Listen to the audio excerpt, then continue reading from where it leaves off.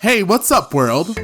Welcome to Season 3 of Snack Size, the podcast that will drag you into your most fabulous life.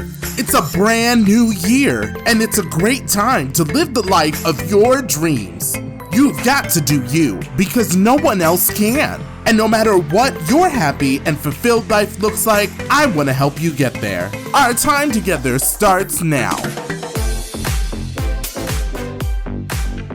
Hey snacks! I hope you all are having a fabulous start to your 2021. Over the past year, we've had a lot of time for reflection, and one of the things I like to reflect on in my life is the people I have in it. I know that the last year has taught me who is really there for me in my life. I've mentioned this before in previous episodes, but one of the best parts about being a performer and now a podcaster is that I get to meet a lot of different people, and that has helped me a lot. However, it took me a while to understand that not everyone is a friend. Some people don't have your best interests at heart. Sometimes, maybe you just aren't as close to someone as you thought you were. And of course, there are times when you meet someone and they are a friend for life. The thing is, your life is a revolving door. Some people come and some people go. Some people will avoid you like the plague, and others show up with bags and just move in. Others just need somewhere to crash for a couple days. Others maybe need directions to where they actually want to go. I say all this because every person we meet are in your life for a purpose, and it is your job to figure out if that person is in your life for a reason, a season, or a lifetime. Does that phrase sound familiar? There is a well-known poem by an unknown author called Reason, Season, or Lifetime. It teaches us about accepting the impermanence of relationships and recognizing the lessons they leave us with. I love this poem, and I want to take a moment to read it to you all. So snacks, here is the poem, Reason, Season, or Lifetime. People always come into your life for a reason, a season, or a lifetime. When you figure out which it is, you know exactly what to do. When someone is in your life for a reason, it is usually to meet a need you have expressed outwardly or inwardly. They have come to assist you through a difficulty, or to provide you with guidance and support, to aid you physically, emotionally, or even spiritually. They may seem like a godsend to you, and they are. They are there for the reason you need them to be. Then, without any wrongdoing on your part or at an inconvenient time, this person will say or do something to bring the relationship to an end. Sometimes they die. Sometimes they just walk away. Sometimes they act up and force you to take a stand. What we must realize is that our need has been met, our desire fulfilled. Their work is done. The prayer you sent up has been answered, and it is now time to move on. When people come into your life for a season, it is because your turn has come to share, grow, or learn. They may bring you an experience of peace, or make you laugh. They may teach you something you have never done. They usually give you an unbelievable amount of joy. Believe it, it is real, but only for a season. And like spring turns to summer and summer to fall, the season eventually ends. Lifetime relationships teach you lifetime lessons. Those things you must build upon in order to have a solid emotional foundation. Your job is to accept the lesson, love the person anyway, and put what you have learned to use in all other relationships and areas of your life. It is said that love is blind, but friendship is clairvoyant. Thank you for being a part of my life, whether you were a reason, a season, or a lifetime. What that poem teaches us is that people enter our lives to fulfill some need or purpose. Depending on what we need at the time, they stay in our lives for a reason, season, or lifetime. So let's talk about them all. Just so you know, I am going to share some stories about my life, and I've changed the names of the people for privacy, but the stories themselves will be very true, and I hope you can learn from them. First, there are the relationships that are for a reason. There are times in your life where you need something. And depending on the situation, what you can need will change, but the fact that you need it always stays the same. This can really be any type of thing. For example, your car breaks down and a passerby stops to help you. Or maybe you're really stressed out with your job and you find a coworker to vent to. When someone is in your life for a reason, it is usually to meet a need that you expressed. Not always out loud, but you know in your heart you need it. They've come to assist you through a difficulty or to provide you with guidance and support. They may open an all-new doorway in your life, which you may have never discovered on your own. But once they have served their purpose, the relationship dies. Sometimes it makes sense why the relationship dies, and then there's times where it really bothers you. When I moved to Minneapolis, I was really scared about whether or not I was going to make it in the drag scene here. Before that, I had only been performing in Indiana, in my small town, and while I learned a lot there, I definitely was the big fish in a small pond. In Indiana, I had a great support system of friends who really kept me going, but I knew that when I moved away, I wouldn't have that same support. I was fortunate enough to meet someone, totally randomly, that ended up really helping me gain my confidence. And this person's name is Steve. I met Steve while I was standing in line at a food joint ordering a burger. He was in line behind me, and when I said I wanted mayonnaise on my burger, he said, "Mayonnaise? You must not be from here."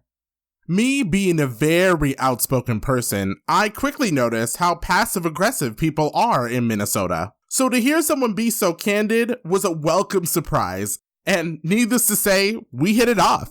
It turns out that Steve loves drag, and not just the I watch every single episode of RuPaul's Drag Race kind of loves drag. He actually knew a lot about drag history, and we shared some of the same favorite iconic drag idols. Steve really encouraged me as I was starting out in Minneapolis. He came to almost all of my shows and would very loudly cheer me on in the front row. He was also always telling people about how awesome I was. So much so that my insecurities I had just kind of melted away. As we know, change is really scary, and moving here was probably one of the biggest ones in my life. And I can say that if it weren't for Steve, I would have had a much harder time getting my name out in Minneapolis. Steve and I spent a lot of time together, and somewhere along the way, I started to fall in love with him. Steve was an amazing supporter when it came to my performing, but in so many other ways, we just weren't a match. I knew that, but I fell for it anyway. What I didn't realize, or maybe I didn't want to accept, is that Steve was only in my life for a reason. And when our relationship ended, I was really upset about it. But it was also clear that I was going to be a successful drag queen in Minneapolis, which was awesome, but that meant I couldn't hang out as much as I used to, or I would be busy so I couldn't chat on the phone. Over time, the relationship just kind of lost its fire. The people who are in your life for a reason, once they have fulfilled their purpose, they leave. It's not the easiest thing in the world, but if you realize that they were only there for a reason, you may be able to let them go a little easier. It's important to see people and situations as they truly are, and not what you think they might or hope they would be. Think of it this way. Everything in life has a reason, so when it comes to the people in yours, you should know what that is for you. And to Steve, if you happen to be listening to this episode, thank you. Your kindness has helped me on my way, and I'm always going to be thankful for that. Next, let's talk about the relationships that are there for a season. Some people enter our lives and make us aware of our own strengths, which we may not know. They inspire us and aid us in realizing our true potential. They are there to share and celebrate your life with you, and it is during these times that you can learn, grow, and expand further than you ever thought before. These people tend to stick around longer than the reason people, but when the season is over, they leave. For example, everybody remembers their first love. Some people do end up spending a lifetime with their first love, but most people don't. And no matter who your first love is, you definitely appreciate all of the things that they taught you, even if you aren't together anymore. An example in my own life is not my first love, but it is the first person that made me feel it was okay to be gay. I was in high school, and at that time, I was trying to figure out what my life was about. I knew I was different, and I was just trying to sort through that within myself. I was already being made fun of because of my size, and I was terrified that if I came out as gay, it would just get worse, especially at a private Catholic school. One of the first people I confided in was my friend Kim, who rode the bus to school with me every day. Kim was one of the popular girls. She was very pretty, very smart, and very well liked. However, unlike the other popular kids, she was always kind to me. When I came out to her, I remember she told me that she knew it was hard for me. She told me that being gay was okay, and that once high school was over, life gets so much better. She explained that the people we went to school with probably would never understand me, but once I got out into the real world, there were tons of people like me, living happy, successful lives. It was right after that conversation I made a plan. I would do what I needed to do to get through high school, and after that, I could be free. Kim was wise beyond her years. In college, I ended up being one of the most popular people on campus, and I met 5 amazing gay men who are still my best friends to this day. Kim and I lost touch sometime after high school, but I will always remember that conversation. She gave me hope that I would one day find the life of my dreams, and without that needed reassurance, I don't know where I'd be. Seasonal people can have some of the biggest influence on your life, and they may not even realize it. It is also likely that you have been an influence to someone in this lifetime, and you may not realize it. If you do come across seasonal relationships in life, enjoy them, and learn and grow in every way you can. You never know when the season will change. Last but certainly not least, there are the relationships that last a lifetime. Lifetime relationships are often family relationships, or relationships that help you embrace yourself and others unconditionally. These are the people that form an integral part of your life. They assist in developing a solid support system and contribute greatly to who you are as a person. An example of this is your parents. For many people, their parents influence and guide them throughout their whole life. Another popular saying is that friends are the family we choose for ourselves, and I hope that everyone finds their best friend in life. Remember the 5 fabulous people I met in college? Well, it turns out they were not just reason or seasonal people, but lifelong friends. We have known each other for almost 15 years, and I would say we have been through a lot of ups and downs. And we have. But we've also been frontwards, backwards, diagonal, and everything in between together, and our bond has never been broken. There are a lot of things I have learned from these relationships. When you grow older with people, you actually learn a lot. What I have learned about lifelong relationships is that these are the people who take a personal investment in you. If you are the company, they are the shareholders, and they want to see you flourish and succeed. When you are at your worst, these are the people that bring their best to help you. From my lifetime friends, I have learned what it means to be trustworthy, and I've learned what happens when you aren't. I've learned about loyalty. I've also learned to accept people as they are, and that I deserve to be accepted for who I am. It's more about celebrating the things that you love about the people in your life, rather than focusing on what they could possibly do better. But if they ask what they could do better, you should tell them and help them grow. And I know that my friends would do the same for me. By following these principles of lifelong friendship, you will find a lifetime of learning and growing with the people you love. Every person that comes into our lives helps us to evolve into our best selves.